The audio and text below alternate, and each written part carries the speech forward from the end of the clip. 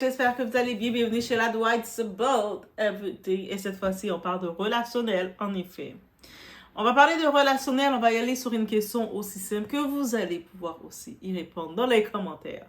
Pourquoi les femmes choisissent des hommes hors service? On y va, sans filtre. À quel moment les femmes vont enfin comprendre qu'on n'est pas né pour servir de centre de réhabilitation, d'hommes brisés?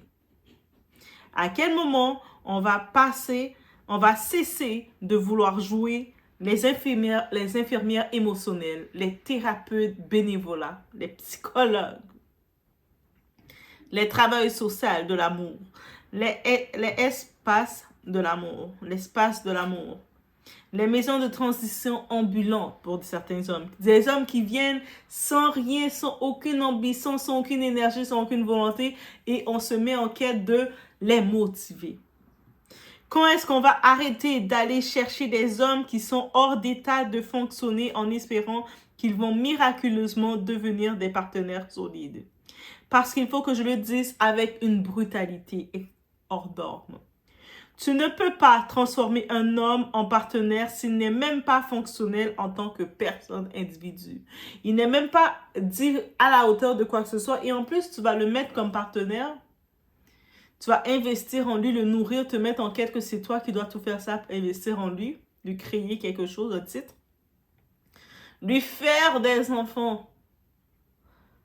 Et puis jouer le jeu, un faux jeu, que ce soit sur les réseaux, dans le public. Et faire croire aux gens que c'est un homme capable ou c'est un homme qui est arrivé alors que non, c'est de l'illusion que tu fais croire. Jusqu'à ce qu'on sait, quand la relation se termine, tu veux vouloir exposer le tout. On en parle maintenant, mesdames. It's about everything.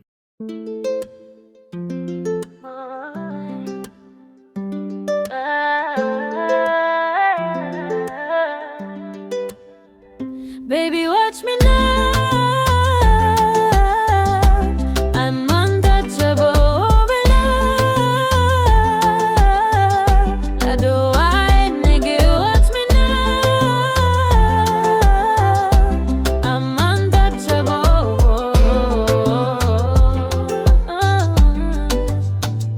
Nazali motema ya pouvoir. Na besi mon lumière nan zoto na regard. C'est moi qui choisis qui moun ka vin bo côté. Bon Dieu ka guide moi. Pas ni rete, nazali motema ya pouvoir. Moi c'est un flanc qui j'allais lever. Fais son stop, c'est que moi ka briller. Non, on vous l'a pas dit, je vous le dis, mesdames. Nous ne sommes pas un programme de réinsertion sociale. Un homme en prison, c'est un homme qui ne peut pas, qui ne peut pas t'accompagner, travailler, être présent, créer une stabilité, te protéger, te soutenir mentalement. Ça, on parle de cette catégorie d'hommes-là qui sortent de la prison, qui ont fait presque plus de 20 ans en prison, qui sont encore en prison parce que c'est le nouveau fléau. J'étais tombée sur un article, guys, c'est le nouveau fléau. Cette femme est allée, il y a des sites, elle est allée chercher un homme directement de la prison. Qu'est-ce que tu vas attendre de ça? C'est pas un homme, quand je dis un homme qui est en réinsertion et tout, c'est vraiment un homme qui est en prison, qui ne dépend même plus, qui n'a même plus accès à voter. On l'a retiré de la société parce qu'on a jugé qu'il était inapte. Et pourtant, certaines femmes courent se marier dans des salles d'audience avec un homme menotté, en pensant qu'elles sont en train de sauver l'amour. Non, ma belle, tu ne sauves rien du tout. Tu te sacrifies. Et le pire, c'est qu'on applaudit ça comme si c'était romantique. Oh, love, c'est une love histoire, c'est une histoire d'amour, c'est tellement beau. Elle a accepté de le marier de la prison et tout. Wow! Et ce n'est pas seulement la prison. Il y a toute une catégorie d'hommes hors service, guys. Eux autres font partie de ça. Moi, je dis, t'es un homme, t'avais une possibilité de faire ta vie. Dans ta vingtaine, t'as décidé de faire tes routes. T'es rentré en prison. On t'a donné une peine de plus de 20 ans de prison. Tu sors de prison, t'es rendu à 50 ans. T'es hors norme. Tout ce que tu peux servir maintenant, fais des capsules, fais des ateliers pour dire aux plus jeunes de ne pas faire les bêtises que tu as faites. Bref. Qu'est-ce que tu connais à la femme? Que ce soit les prisonniers, que ce soit les sans-papiers totalement dépendants. Je ne parle pas des sans-papiers qui essaient de se débrouiller. Ceux qui arrivent dans le pays à l'aventure, sans-papiers, et puis ils sont dépendants complètement. Ils cherchent une dépendance. Ils cherchent à vivre sur quelqu'un d'autre. Les hommes en pauvreté extrême. Ils ne cherchent pas à essayer de s'en sortir. Les hommes sans travail, sans direction, sans capacité de s'en sortir sans toi. Je vais être explicite. Un homme qui compte sur toi pour manger, pour dormir, pour survivre, n'est pas une option amoureuse. Clair et net. C'est pas une option amoureuse. C'est un fardeau. C'est un projet social. Peut-être qu'on a l'ego. Vous savez, nous les femmes, on peut avoir un certain ego de montrer qu'on est capable, on l'a relevé. C'est de l'ego qu'on a. C'est une charge mentale déguisée en relation. Tu n'es pas né pour payer un loyer pour deux, nourrir deux ventres, porter deux cerveaux, réparer deux âmes. Ce n'est pas du couple, c'est du bénévolat. Le mythe romantique de « je vais le relever » est la plus grande arnaque émotionnelle jamais vendue aux femmes. On a fait croire aux femmes que souffrir égale fidélité. Ça se sacrifier égale amour. Supporter égale preuve de maturité. Sauver un homme égale preuve de valeur. Résultat, des femmes qui se marient avec des hommes en prison ou qui tombent amoureuses d'hommes qui ne peuvent même pas acheter un sandwich sans les appeler. Parce que l'industrie du désespoir leur a vendu ce mensonge. Leur a dit que même s'il n'a rien, même s'il ne fait aucun effort, même s'il est... Au lieu de se focuser sur lui-même, il se focus sur chercher d'autres choses, va le prendre, va le sauver de là, et puis soit sa travailleuse sociale, son assistante attitrée. On nous a fait croire qu'une femme qui aime vraiment peut transformer un homme. C'est faux. C'est faux et c'est faux. Un homme ne transforme rien. Une femme ne transforme rien. Elle se détruit, elle se vide, elle se fatigue. Et lui, il se repose.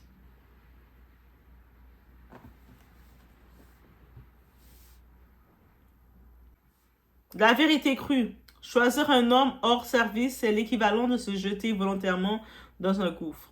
Un homme qui ne peut pas être responsable de lui ne sera jamais responsable de toi. Point barre. Point final. Fin du débat. Tu ne peux pas construire un foyer avec quelqu'un qui ne peut même pas se construire lui-même. Tu ne peux pas chercher la sécurité auprès d'un homme qui en manque. Tu ne peux pas espérer un futur avec quelqu'un qui survit au présent. C'est une relation où la femme porte tout, finance tout, gère tout, subit tout et appelle ça de l'amour. Et je vous dis, c'est tellement hors norme. Mesdames, même si vous allez dire « Ah, mais moi, je le fais, c'est moi qui l'ai appris, qui l'a relevé », vous allez le reprocher. Combien de femmes qui ont pris leur homme et puis l'ont levé comme ça et puis le reprochent?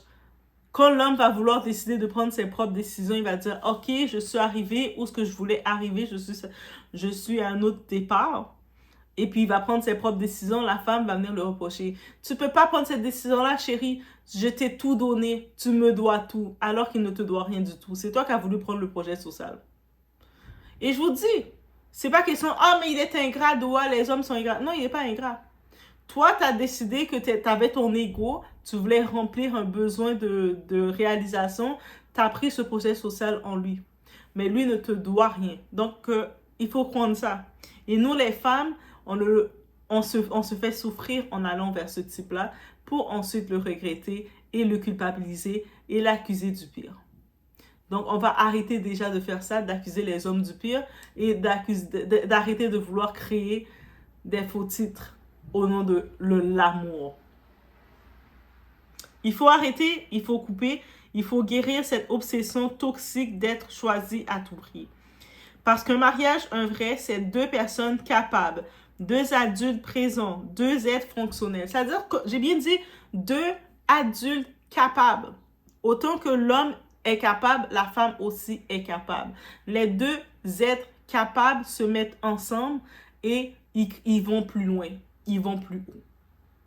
Comprenez? C'est pas la même façon que c'est pas que l'homme va être capable et la femme va dépendre, va venir user l'homme. Parce qu'il n'y a aucun homme qui va aimer ça. Je vous dis, mesdames, c'est la même chose. Aucun homme va aimer, va se sentir bien à long terme d'être avec une femme qui fait aucun effort. Même les hommes riches, millionnaires, milliardaires, ils sont avec leurs femmes. Leurs épouses, elles ont des sides. Leurs épouses, elles ont leur petite entreprise à côté. Même si l'homme va pas, il dépend pas de l'argent de l'épouse, mais il aime entendre, c'est quoi tes activités. Ah, tu sais, chérie, je viens dans ma boutique, je viens de lancer tel produit, je viens de faire ci. Ils veulent aussi se sentir valorisés avec leur femme capable. Vous comprenez? Vous regardez Monsieur Obama, Barack Obama, mais sa femme, c'est une femme aussi capable. Est-ce qu'on comprend? Donc, on regarde le Jay-Z. Sa femme Beyoncé est aussi une femme capable qui règne, qui domine. Aucun homme va vouloir être juste avec une femme que la femme va juste venir et profiter de lui. La femme, au pire, même si elle n'a pas son entreprise à son nom, elle va essayer de bâtir quelque chose aussi, créer des activités, se créer de quoi aussi. Donc, c'est deux adultes qui doivent être capables. Et c'est le faux de dire, moi je veux un homme, c'est lui qui va tout s'occuper de moi. Non, c'est pas ça. C'est pas qu'on veut un homme qui va tout s'occuper de nous. On veut un homme capable et nous, on est capable. L'homme va faire ses actions et la femme va faire ses actions. L'homme va comprendre ses responsabilités, son côté gentleman. Il va comprendre son côté pourvoyeur. Oui, il va être là pour dire, je suis là pour te protéger, chérie, mais toi, tu vas pas, comme femme, aller te mettre en danger et faire n'importe quoi. Tu vas avoir du discernement aussi. C'est pas, ah, mais moi, je suis avec mon gars. Moi, mais il est supposé me protéger, je vais faire n'importe quoi. Non. Tu vas avoir le côté discernement. Tu vas savoir, je ne vais pas embarquer dans l'auto d'un inconnu, risquer de me mettre en danger. Pas seulement parce que je suis en couple ou quoi que ce soit, mais parce que mon discernement, mon côté pratique, mon côté sécurité pense à tout ça, les dangers. Donc l'homme va savoir qu'il doit te protéger, mais tu dois faire la part des choses. Et c'est important de revenir sur ce point-là.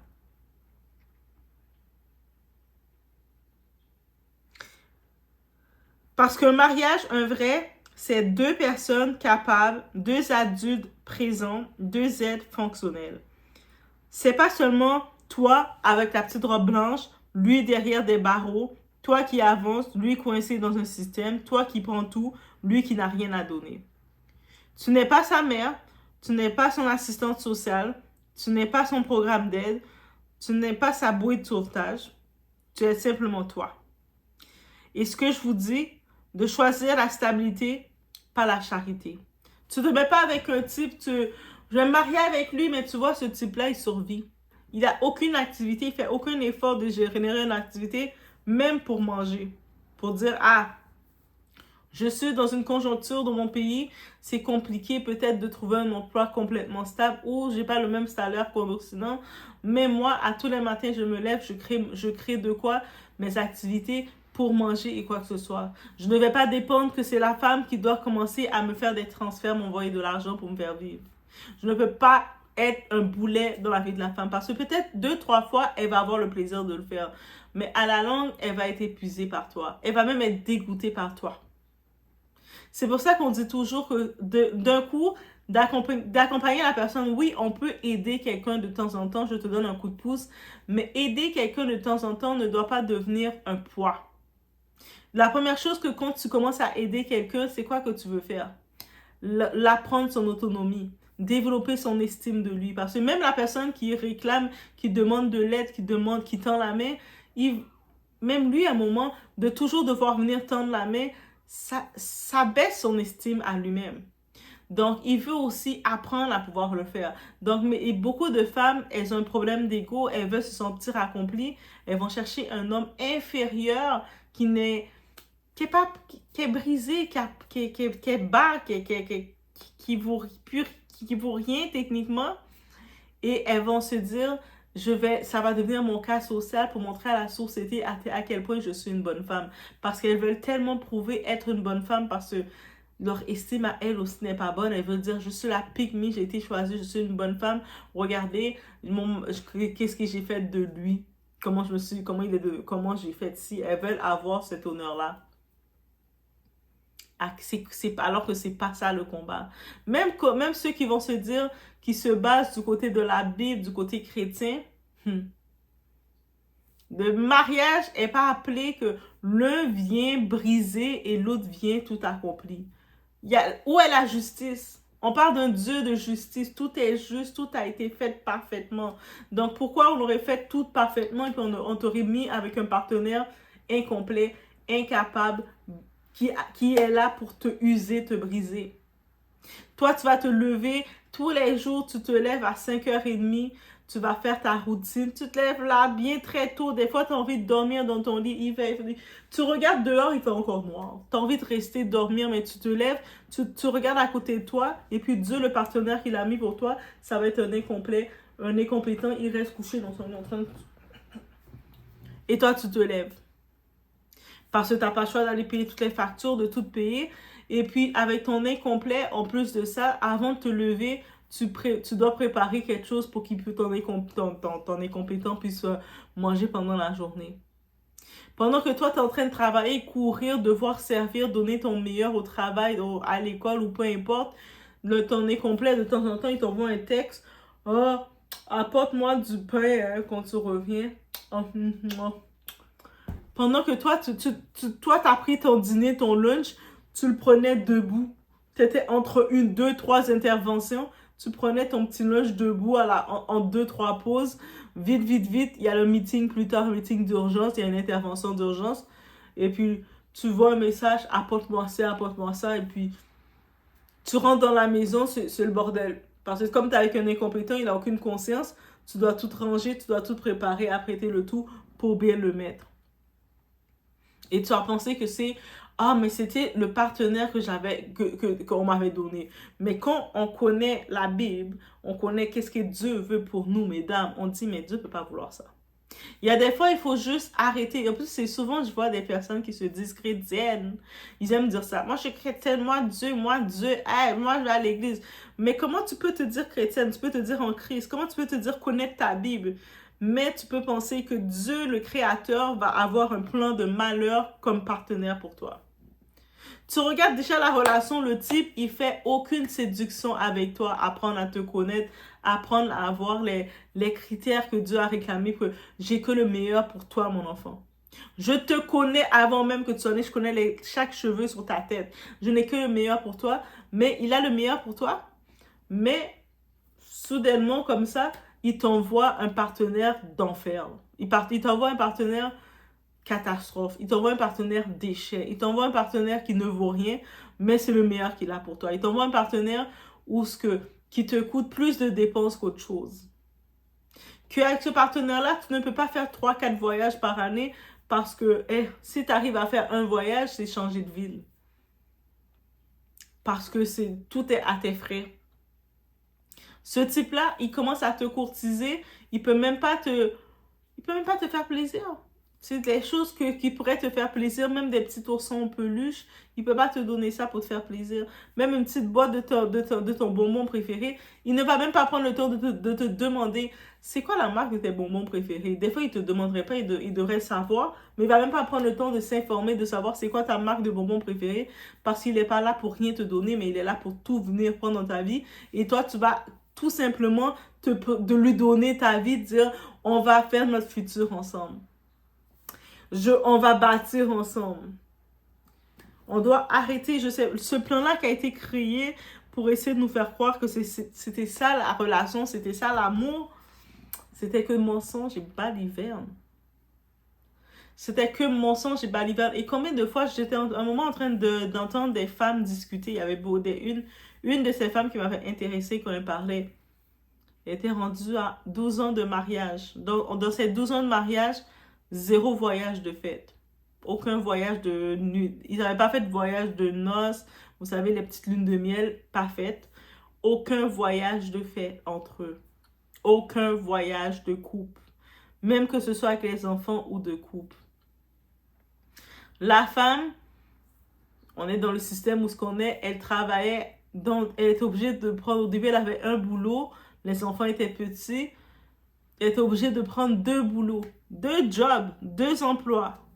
Un emploi de telle heure à telle heure, le temps qu'elle se lève très tôt pour préparer les enfants pour qu'ils vont à l'école. Oui, Oui, oui, oui, oui, oui.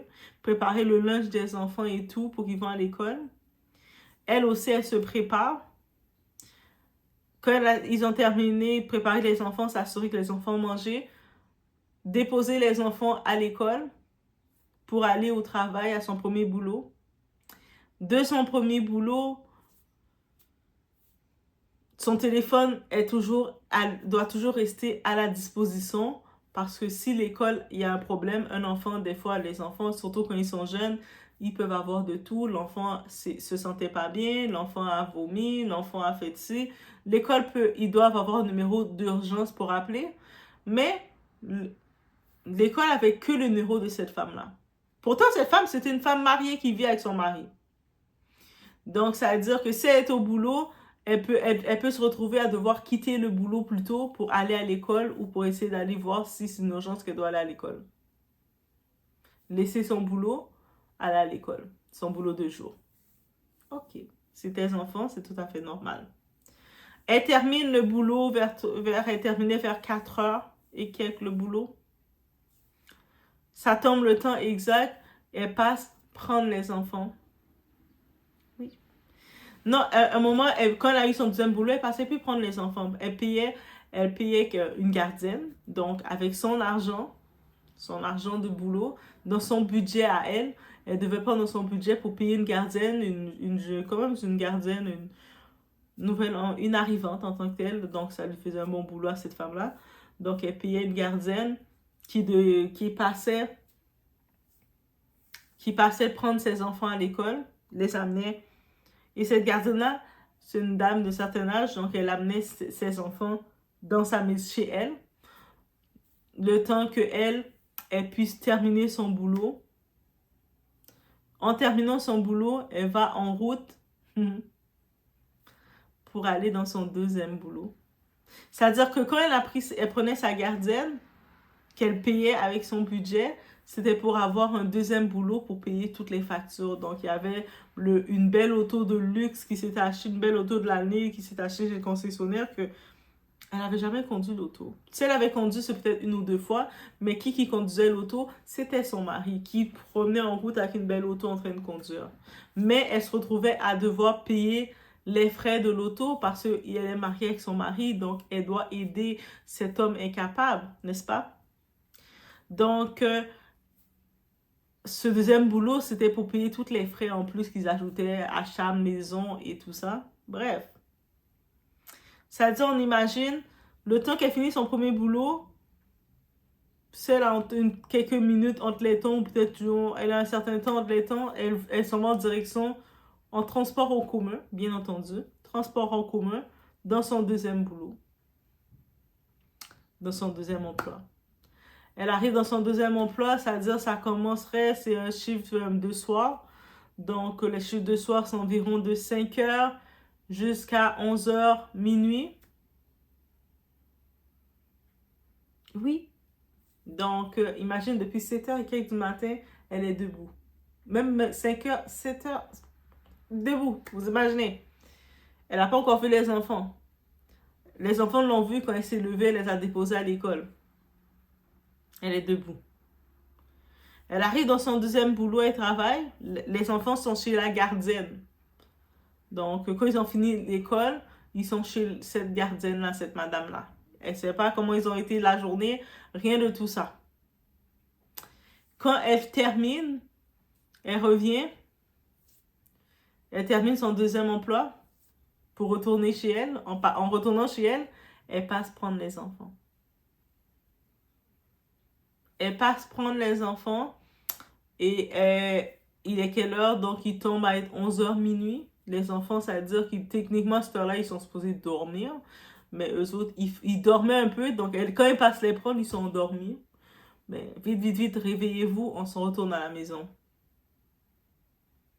Donc, les enfants, ils sont encore en transport en commun. Elle est avec les enfants encore en transport en commun, elle retourne avec eux, elle rentre avec eux à la maison. Et cette femme, elle n'est pas mère célibataire qui doit se débrouiller tout seul. Elle vit avec son mari. On répète encore. Donc, c'est-à-dire, je me dis, à quel moment cette femme qui est avec son mari dans la maison, 12 ans de mariage et quelques. De temps en temps, on va les voir faire des belles photos. Quand on les voit sur les réseaux, ils vont faire des belles photos. On va les voir matcher ensemble. Ils vont aller dans les événements à l'église le dimanche. On va les voir même un moment, c'est l'hypocrisie de tout ça. Il faisait des conférences. Elle animait des conférences pour conseiller les femmes comment être une bonne épouse. Et l'hypocrisie de tout ça. Et pourquoi on parle d'elle? La surprise de tout ça qu'on a pu apprendre. Oui, la surprise de tout ça, c'est que son mari, son très cher mari, Latège, a demandé le divorce en disant que notre couple ne fonctionne plus. Et puis on peut imaginer, avec tout ce mode de vie-là, est-ce qu'elle peut gérer un couple? Elle-même, elle ne peut pas se gérer. Comment elle peut gérer un couple, right? Donc le mari, il se sent délaissé. Et puis, il demande le divorce. C'est simple que ça. Et il donne son discours de pourquoi il demande le divorce. Le temps qu'elle est en train d'être sur le choc, que son univers s'écroule. Comment mon mari se dit que j'ai tout donné, parce qu'en effet, elle a tout donné. Elle a fait des prêts pour lui. Il a demandé plusieurs prêts. Elle a fait plusieurs prêts à son nom à elle. C'est peut-être pour ça qu'elle travaille beaucoup, parce qu'elle était surendettée. Il la faisait faire, chaque fois qu'il avait des projets, elle faisait des prêts à son nom à elle pour qu'il réalise ses projets qui marchaient pas. Mais elle se retrouve maintenant avec des dettes surendettées dans le crédit qu'elle doit rembourser. Et la consommation vient. Et voici son homme qui en plus à l'église, elle priait, elle disait, « Oh, Dieu va changer son cœur. » Pauvre Dieu. Dieu était même pas dans ce mariage-là. Est-ce que quand on regarde la Bible, quand on connaît, j'ai des plans merveilleux pour toi, et puis il regarde ce plan-là, Dieu dit, mais pourquoi on me parle de changer quoi que ce soit? Je suis même pas dedans. Et le moment qu'elle a commencé à vriller, c'est quand elle a compris que il se présentait dans les lieux où qu'elle fréquentait, l'église, un peu partout, avec sa nouvelle chérie. Oui, lui est à l'aise. Il se présentait avec sa nouvelle chérie. Il avait présenté ses enfants aussi à sa chérie, sa nouvelle chérie, qui est beaucoup plus jeune, beaucoup plus féminine. Parce qu'on peut imaginer, quand tu es dans un univers comme ça, de travailler, de surcharger dans la charge mentale et tout, t'as pas le temps de te mettre coquette. Donc, la nouvelle chérie est beaucoup plus coquette, beaucoup plus dans l'idéal que son mari aimait. Et bien entendu, ça fait beaucoup de drames, beaucoup d'histoires. Et peut-être, je sais, est-ce qu'elle réalisait? Ben, c'est ça. Donc, qu'est-ce qu'on peut retenir? Il y a beaucoup de ces femmes-là, quand vous choisissez ce type d'homme-là pour être des cas sociaux, mais ça devient votre projet social. Il vous doit rien. Aussi simple que ça. Il vous doit rien. L'homme la devait rien. Et elle a beau être fâchée, être frustrée, dire tout ce qu'elle veut, mais c'est elle qui a tout donné comme ça. Et non le contraire. Mais bref, ça veut dire faites attention à vous. Soyez vigilants. Et rappelez-vous que c'est pas ça l'amour. Peu importe qu'on a voulu vous faire croire, c'est pas ça. Et il y a beaucoup de femmes qui se retrouvent dans des mariages comme ça. Dans des mariages où ce qu'elles donnent à un excès. Faites attention à ça.